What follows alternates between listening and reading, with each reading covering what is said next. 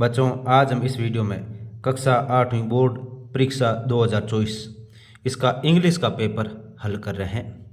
ये जो पेपर 2.5 घंटे का होगा और 80 अंक इसका मैक्सिमम मार्क होगा।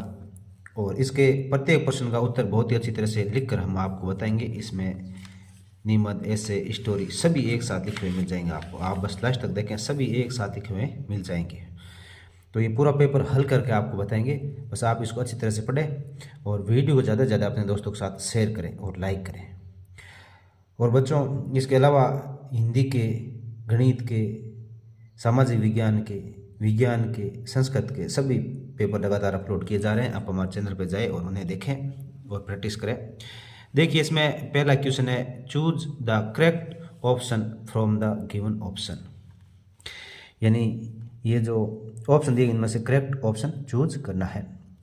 और अगर आप चाहते हो कि इसका फोटो कॉपी मिले तो आप इसके वीडियो के डिस्क्रिप्शन में लिख दिया गया फेसबुक का, उस पर जाकर फेसबुक को फॉलो करें, उस पर आपको ये सारे मिल जाएंगे एक साथ। We should wash our hands eating food, यानी भोजन खाने से पहले हमें हाथ साफ करना चाहिए। तो इसमें पहले के लिए क्या है, बिफोर आ जाएगा। तो इसका उत्तर ए हो, बी इसका सही उत्तर होगा। यानी हमें खाना खाने से पहले हाथ धोने चाहिए। तो ये बी इसका सही हो जाएगा, बी ऑप्शन। और फिर Sita can read English novel. Sita English का नॉवल है वो पढ़ सकती है। इज वेरी इंटेलिजेंट, तो ये क्या हो जाएगा, सी इज वेरी इंटेलिजेंट। ये सीता लड़की है तो इसमें सी का उपयोग होगा। दूसरे वाक्य होगा उसमें सी उपयोग होगा। तो इसमें डी ये ऑप्शन सही हो जाएगा। फिर question number 3, Neha wants a new dress, यानी नेहा एक नई ड्रेस खरीदना चाहती है। सो ही गो टू मार्केट टुमारो, यानी कल वो बाजार जा सकती है। तो ये विल इसमें आएगा। फ्यूचर टेंस की बात हो रही है तो विल, ये सी इसका सही ऑप्शन हो जाएगा। सी ऑप्शन सही हो जाएगा। फिर क्वेश्चन नंबर 4 में देखिए, which of underline letter in the following words has a different sound, यानी ये वर्ड्स दिए गए हैं, इसमें जो अंडरलाइन जो लेटर है डिफरेंट साउंड कौन सा है। तो देखो, इसको पढ़ने से आपको पता चल जाएगा। यहाँ रन, यहाँ सन और यहाँ फन है, लेकिन यहाँ देखो बी में पुट आ रहा है। पुट देखो, रन सन फन एक जैसे उच्चारण हो रहा है, लेकिन पुट आ रहा है इसमें, तो ये इस बी का है, ये बी ऑप्शन सही हो जाएगा। यहाँ पे बी लिखना है। फिर क्वेश्चन नंबर 5 देखिए, which of the following things is not related to games, यानी गेम्स से संबंधित कौन सी चीज नहीं है। तो रैकेट्स है, बैट है, हॉकी है, लेकिन ये नाइफ यानी चाकू ये नहीं है। तो ये बी ऑप्शन इसका सही हो जाएगा। फिर इसके बाद में क्वेश्चन नंबर 6 देखिए, honesty is the best policy, तो इसमें द उपयोग होगा a, honest is the best policy. फिर इसके बाद में क्वेश्चन नंबर 7 देखिए, the meaning of the word mistake is, mistake meaning का, तो इसमें ये जो ये ब्लंडर है ये इसका क्या हो जाएगा, ये इसकी मीनिंग हो जाएगी। यानी मिस्टेक यानी गलती और ब्लंडर यानी गलती होती है, भयंकर जो भारी गलती होती है उसको ये गलती ही होती है एक प्रकार से। तो इसका ये जो मीनिंग है वो ब्लंडर हो जाएगी। सी ऑप्शन सही हो जाएगा। अब इसके बाद में पार्ट इसका सेकंड आता है, क्वेश्चन नंबर 8 से 11। इसमें देखिए, complete the passage given below using the correct word from the bracket, यानी जो ये ब्रैकेट में जो ये दे रखे मैंने ये वर्ड्स, इनका उपयोग करते हुए इनको कंप्लीट करना है। तो देखिए, पहला है वी हैव एक्टिविटी, तो इसमें we have no bag day, we have no bag day activity on every Saturday in our school. तो नो बैक डे, जो ये नो बैक डे ये यहाँ पे लिखना है, नो बैक डे। फिर एक्टिविटी इन आवर स्कूल, और फिर all the are very excited and enjoy the world day. तो ऑल द स्टूडेंट्स, या स्टूडेंट्स STUDENTS स्टूडेंट्स, यानी ये स्टूडेंट्स ये यहाँ पे लिखना है। फिर इसके बाद में दे प्ले मैनी गेम्स, यहाँ प्ले आ जाएगा, ये प्ले PLAY प्ले यहाँ पे लिखना है। They play many games, they also more story, they also read, यानी वो जो शिक्षाप्रद कहानी है वो भी पढ़ते हैं। इसके बाद क्वेश्चन नंबर 12 देखिए, write the plural of the following, इन वर्डों का प्लूरल लिखना है। तो लिफ, लिफ यानी पत्ती होती है, तो इसका लिव्स हो जाएगा, LEAVES, लिव्स यानी पत्तियाँ।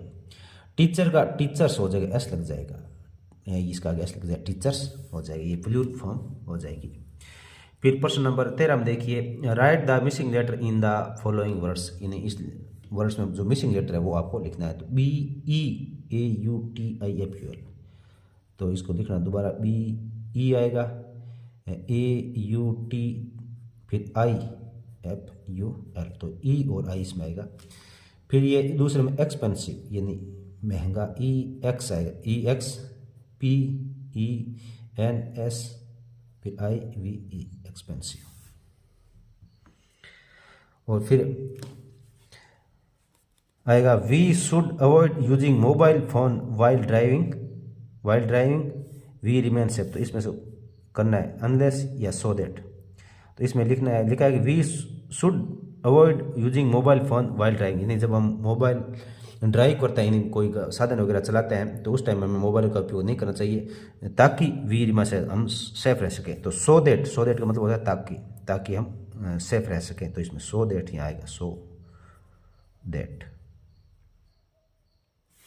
फिर इसके बाद में प्रश्न नंबर 15 देखिए, arrange the following words in proper order to make meaningful sentence, यानी जो ये सेंटेंस दिए गए इनको मीनिंगफुल सेंटेंस बनाना है। तो सुख, फिर डैश, डॉक्टर अशोक पर हेड हिज, तो इसका सही होगा, डॉक्टर अशोक सुक हिज हेड, डॉक्टर अशोक ने उसका सिर हिलाया। फिर people our educate we must, तो इसमें हो जाएगा, we must educate our people, हमें हमारे लोगों को शिक्षित करना चाहिए, we must educate our people हो जाएगा ये सही। फिर क्वेश्चन नंबर 16 देखिए, fill in the blanks with the help of words given in the bracket, यानी ब्रैकेट में जो वर्ड दिए इनकी सहायता से इनको कंप्लीट करना है। तो we should always wear, WER, wear a helmet while riding a bike, जब हम बाइक चलाते हो तो हमें हेलमेट पहनना चाहिए। We should always walk on the to cross the, on the zebra crossing, हमें जेब्रा क्रॉसिंग पर चलना चाहिए जब हम सड़क पार करते हैं। तो जेब्रा क्रॉसिंग आप में से किन किन बच्चों ने देख रखी है? जिन्होंने देख रखी है वो वीडियो को लाइक ज़रूर करें। तो जेब्रा क्रॉसिंग आप में से किन किन बच्चों ने देख रखी है वो वीडियो लाइक करें और कमेंट में बताने की कोशिश करें।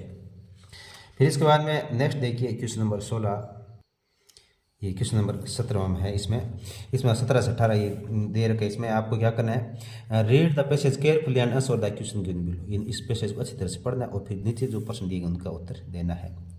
तो इसमें देखो, the story is from Andaman and Nicobar archipelago, यानी ये अंडमान और निकोबार द्वीप में से कहानी है। Ignatius was the manager of a cooperative society in Katchal. तो ये क्या है कि जो इग्निशियस था वो क्या था, मैनेजर था कोऑपरेटिव सोसाइटी में केचल में। फिर his wife woke up at 6 AM because she felt N earthquake, यानी उसकी जो वाइफ है वो जल्दी उठ गई थी सुबह 6 बजे क्योंकि उसको भूकंप के झटके महसूस हो रहे थे। Ignatius carefully took his television set off his table and put it down on the ground so that it would not fall and break. Ignatius ने क्या किया, उसने जो टेलीविज़न था उसको टेबल से हटाया और फिर नीचे रख दिया ग्राउंड में ताकि वो भूकंप के झटके से इधर उधर गिर के टूटे नहीं। Then the family rushed out of the house, और परिवार जो पूरा परिवार वो भाग के घर से बाहर चला गया। व्हेन द ट्रेमर्स स्टॉप्ड, जब झटके रुक गए, दे सा द सी रेजिंग, उन्होंने देखा कि समुद्र ऊपर उठ रहा है। इन द चॉस एंड कन्फ्यूजन, यानी वो घबरा गए और कन्फ्यूजन में थे, अड़बड़ाटी और कन्फ्यूजन में। Two of his child caught hold of the hands of their mother's father and mother's brother and rushed in the opposite direction. तो उनके जो दो बच्चे थे उन्होंने क्या कर रखा था, यानी उनकी माताजी के पिताजी का हाथ पकड़ रखा था एक ने, और एक ने जो माताजी का भाई है उसके हाथ पकड़ रखा था। And rushed in opposite direction, वो विपरीत दिशा में भागे जा रहे थे। ही नेवर सा देम अगेन, और उसने उनको दोबारा कभी नहीं देखा। His wife was also swept away, और उसकी वाइफ भी है वो स्वीप यानी उसमें पानी के साथ बहकर चली गई। Only the 3 other children who came with him were saved, और केवल जो 3 बच्चे उनके साथ में आए थे केवल वही बच्चे थे। तो इसमें अब इसके प्रश्नों का उत्तर है इसके आधार पर देना है। तो इसमें देखिए है what did Ignatius do in Katchal, यानी कैचल में उसने क्या क्या था। तो Ignatius was the manager of, यानी वो कैचल में क्या था, तो इग्नेशियस क्या था, मैनेजर था कोऑपरेटिव सोसाइटी में। फिर why did Ignatius wife wake up at 6 AM, वो 6 AM पर क्यों उठी थी। His wife woke him up at 6 AM because C felt N earthquake, यानी उसकी वाइफ ने उसको क्यों उठाया था ये कह रहा है। तो उसने उसको इसलिए उठाया कि क्योंकि उसको वो अर्थक्वेक यानी भूकंप के जो झटके वो महसूस हो रहे थे, इसलिए उसने उठाया था उसके इग्नेशियस को। Find out opposite word from the given passage, तो इसमें स्टार्ट का अपोजिट वर्ड स्टॉप हो जाएगा। स्टार्ट यानी शुरू, स्टॉप यानी रुकना, और फिर केयरलेस यानी सावधानीपूर्वक नहीं, और केयरफुल यानी सावधानीपूर्वक, और ये सावधानीपूर्वक नहीं असावधानीपूर्वक हो जाएगा। फिर question 18 what happen after the terminus stop, वो जो लहरें थी जो झटके थे रुके उसके बाद में क्या हुआ। After the tremors stopped the sea rising, यानी समुद्र ऊपर उठने लगा, लहरें ऊपर उठने लगी।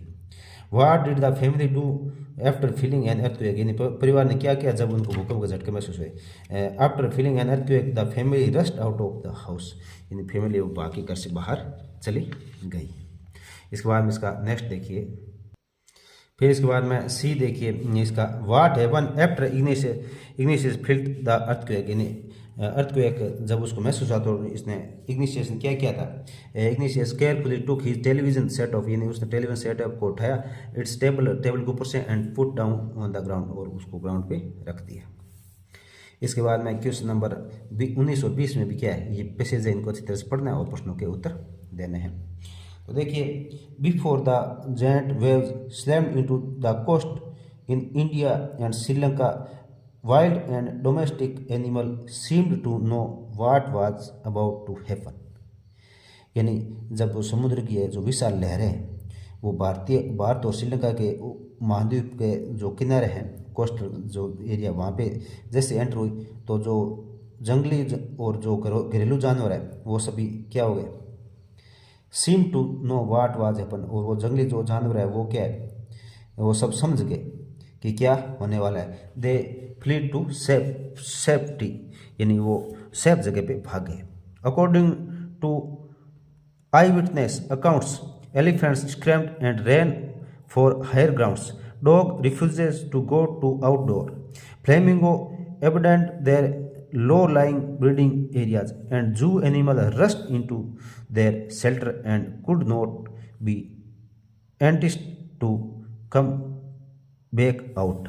enticed तो ये क्या कह रहा है कि जैसे ही वो लहरें आई तो जो जंगली जानवर और डोमेस्टिक घरेलू जानवर थे वो तो भाग कर क्या है सेफ जगह पर चले गए, और प्रतिदर्शियों ने यानी जो जिन्होंने उसको देखा था उन्होंने कहा कि जो हाथी थे वो चिंगाड़ते हुए जो ऊंची जगह भी थी वहाँ पर चले गए, और कुत्ते हैं जो घर से बाहर जाने बंद हो गए, यानी जो घरों के अंदर है वो घरों के अंदर ही दुबके रहे।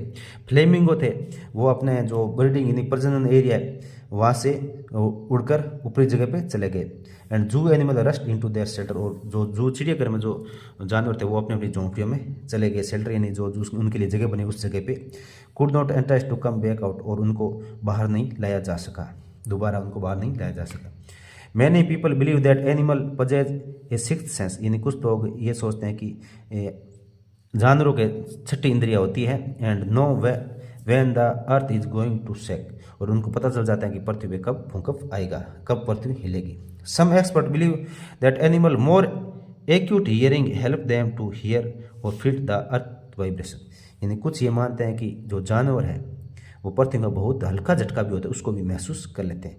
They can sense N approaching disaster long before human realize what going on, यानी जो मनुष्य है वो जब इसको समझते हैं उससे बहुत समय पहले ही ये जानवर उस चीज़ को भांप लेते हैं कि ये कुछ ऐसा कुछ होने वाला है। तो प्रश्न 19 में देखिए, what happen to the wild and domestic animal before the giant wave slammed into the coast in India and Sri Lanka. यानी इंडिया और श्रीलंका के कोस्ट में जब बड़ी बड़ी लहरें एंटर हुई तो उससे पहले जानवरों में क्या प्रतिक्रिया थी। तो before the giant wave slammed into the coast wild and domestic animal seem to know what was about to happen, they feel to safety. यानी बड़ी बड़ी लहर को आने से पहले ही जो विल्ड और जो डोमेस्टिक जानवर थे वो समझ गए थे क्या होने वाला है और वो सेफ जगह पे चले गए। फिर explain the I witness account of elephant, dogs, flamingo and other जू एनिमल्स। यानी दूसरे जो जानवर उनके क्या प्रतिक्रिया थी इसके बारे में लिखना है। तो according to I witness account, elephant scrammed and run for higher accounts and dogs refused to go outdoors, Flamingos abandoned their low-lying breeding areas and zoo animals rushed into their shelters.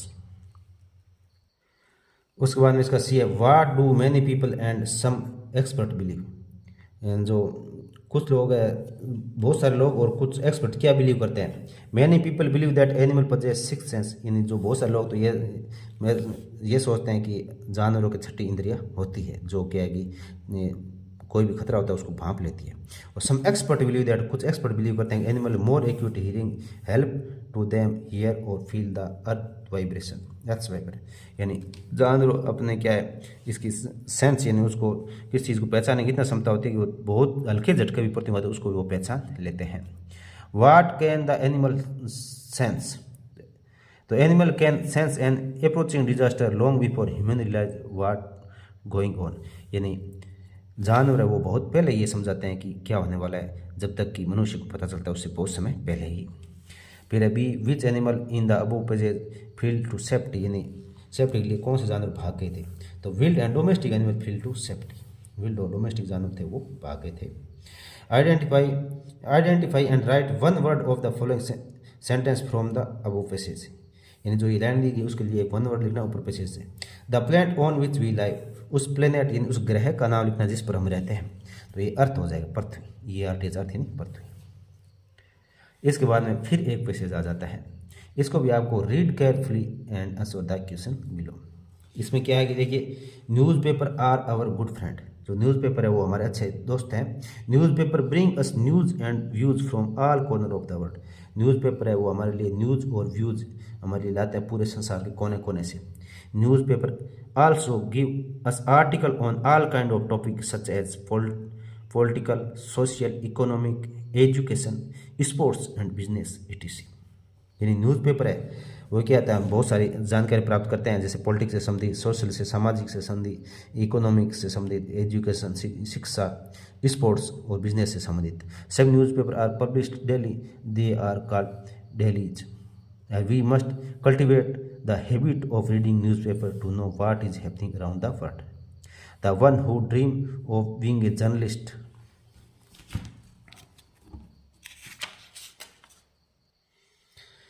should not spare a day without reading the newspaper. The students should read newspaper daily. It will help them to sign in competitive exam. यानी बच्चे अगर रोज newspaper पढ़ते हैं तो competitive exam उन्हें बहुत सहायता मिलती है प्रश्नों में उत्तर लिखने में। तो इसमें पहला प्रश्न है, what does newspaper bring to us. यानी न्यूज़पेपर हमारे लिए क्या लाते हैं। तो newspaper bring us news and views from all corner of the world.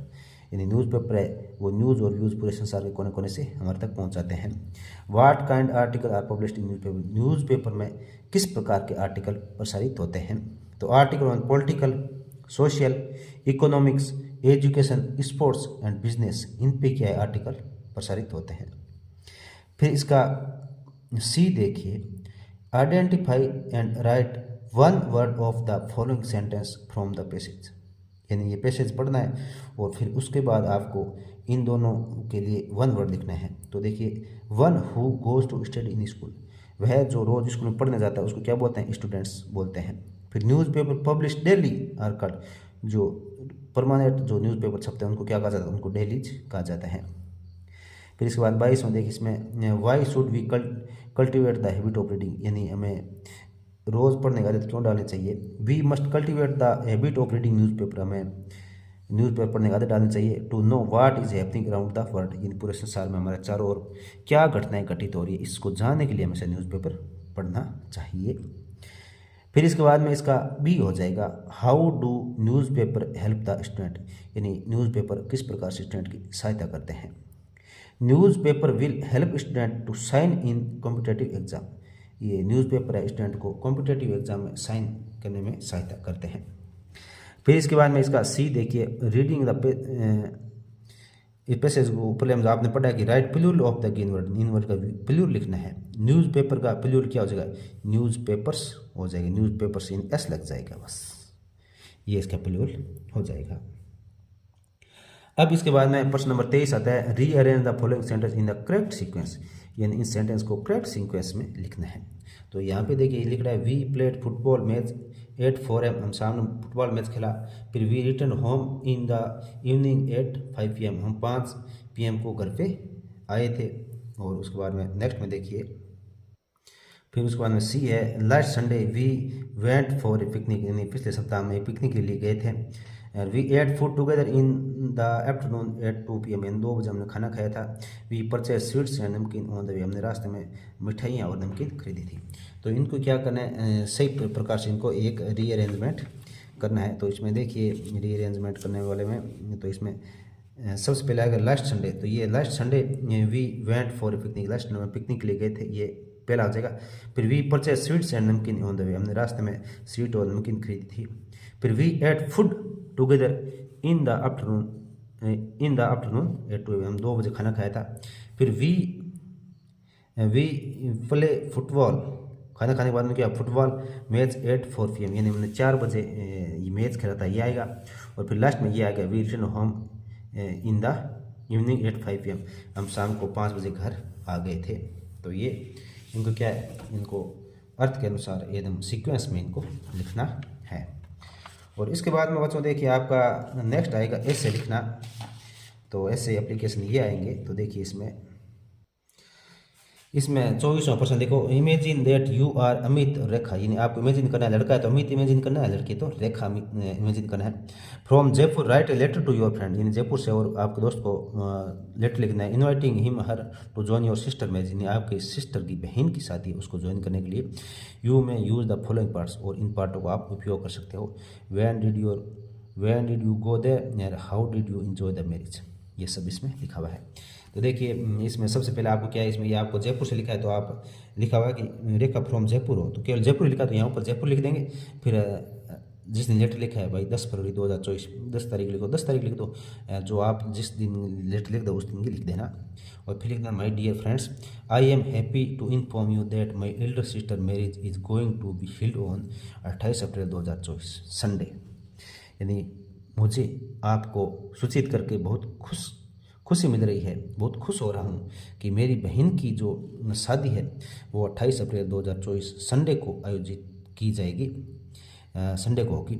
We have made good preparation for you, यानी हमने अच्छी तरह से आपके लिए भी तैयारी की है।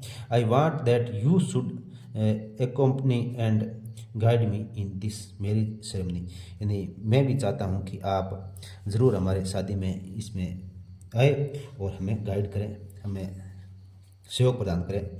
आई invite you to attend this marriage with your family, मैं तुम्हें इन्वाइट कर रहा हूँ कि आप भी ज्वाइन करो और अपने फैमिली को भी लेके आना है।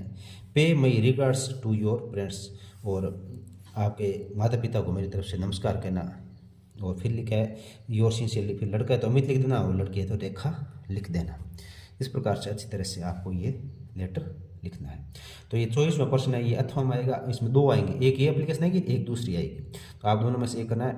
और फिर जो 25वां उसमें भी 2 आएंगे, तो ये पहला इसमें अथवा में हम दोनों ही इसको आपको हल करवाएंगे। तो ये पहला है 24वें का, और इसके अथवा वाला फिर आगे बता रहे हैं। फिर 24वें अथवा में देखिए, यू आर रमेश अरुण, यानी आप रमेश हो या अरुणा हो। Write an application to your headmaster, आपके हेडमास्टर को एप्लीकेशन लिखनी है। Requesting him to for admission class 9th government senior secondary school Ajmer, यानी कक्षा 9वीं में एडमिशन के लिए आपको एप्लीकेशन लिखनी है, एडमिशन ले रहे हो उस टाइम। और स्कूल कौन सी है, government senior secondary school Ajmer. तो देखिए the principal government senior secondary school Ajmer 2 July 2024, क्योंकि जुलाई में एडमिशन लेते हैं इसलिए हमने जुलाई की यहाँ डेट डाल दी। The principal government senior secondary school Ajmer application for admission to class 9th यानी 9th क्लास में एडमिशन के लिए एप्लीकेशन। फिर आगे लिखना है most respectfully I beg to say that I have passed class 8th examination this year I have scored 70% marks. यानी मैं आपको रिक्वेस्ट कर रहा हूँ रेस्पेक्टफुली कि मैंने कक्षा 8 इस साल पास कर लिया 70% मार्क्स के साथ। I am good player of football, मैं फुटबॉल का अच्छा प्लेयर हूँ। I would like to take admission in your in class 9th of your school, मैं आपकी स्कूल में कक्षा 9th में एडमिशन लेना चाहता हूँ, 9वीं में। Kindly allow me to admit in your school, और मुझे आप स्कूल में एडमिशन करने की अनुमति प्रदान करें। थैंकिंग यू योर्स ओबिडेंटली, लड़का तो रमेश लिखे और लड़की है तो अरुणा लिख देना, जो ऊपर आपके लिख रखा है वही नाम यहाँ पे लिखना है। और इसके बाद बच्चों आपका प्रश्न नंबर 25वां आ जाएगा। इसमें आपको क्या करना है, इसमें भी अथवा आएगा। इसमें आपको शॉर्ट स्टोरी पैराग्राफ लिखना है। अब देखिए प्रश्न नंबर 25 में क्या है, write a short paragraph on visit to a fair, यानी आपने एक मेले का विजिट किया है और उस पर शॉर्ट नोट लिखना है आपको। यू में यूज द फॉलोइंग क्लूज, यानी इनको उपयोग कर सकते हो इन वर्ड्स का। रीच पहुंचना, शॉप दुकान, मेरी गो राउंड, फिर झूले के बारे में सर्कस, इंजॉयड, रिटर्न ये कब वापस आए, इन शब्दों का उपयोग आप कर सकते हो। और इस चित्र को देख के आपको क्या करना है, 100 शब्दों में एक अच्छा सा पैराग्राफ लिखना है। तो देखिए इसका उत्तर, तो इसका उत्तर देखिए, last Sunday I went to visit the fair of our city with my friends, यानी पिछले सप्ताह मैं मेरे दोस्तों के साथ जो शहर का जो मेला उसमें गए थे। We reach the site by bus, हम और उस साइट जो जगह थी वहाँ पे बस से पहुँचे थे। देयर वर मैनी शॉप्स, वहाँ बहुत सारी दुकानें थी, जैसे स्वीट्स की दुकान, जैसे स्वीट की दुकान had Laddu jalebis and gulab jamun, मिठाई की दुकान थी उसमें लड्डू थे, जलेबी थी, गुलाब जामुन थे और दूसरी चीज़ें थी ईटीसी। नमकीन shop had potato chips, samosa etc, यानी जो नमकीन दुकान थी उसके आलू चिप्स थे, समोसा थे और अन्य चीज़ें भी बहुत सारी थी। देयर वर यूटेंसिल शॉप, यानी वहाँ बर्तनों की दुकान भी थी। क्लॉथ शॉप, कपड़ों की दुकान थी। टॉयज शॉप, यानी खिलौनों की दुकान थी। There were a large number of people, वहाँ बहुत बड़ी संख्या में जो लोग थे वो आए हुए थे। People were enjoying with their मेरी गो राउंड, यानी पीपल जो लोग हैं वो उस मेरी गो राउंड झूला है उसमें आनंद ले रहे थे। स्विंग्स झूल रहे थे। सर्कस मैजिक शो एटीसी, और सर्कस और मैजिक शो थे उनको देख रहे थे।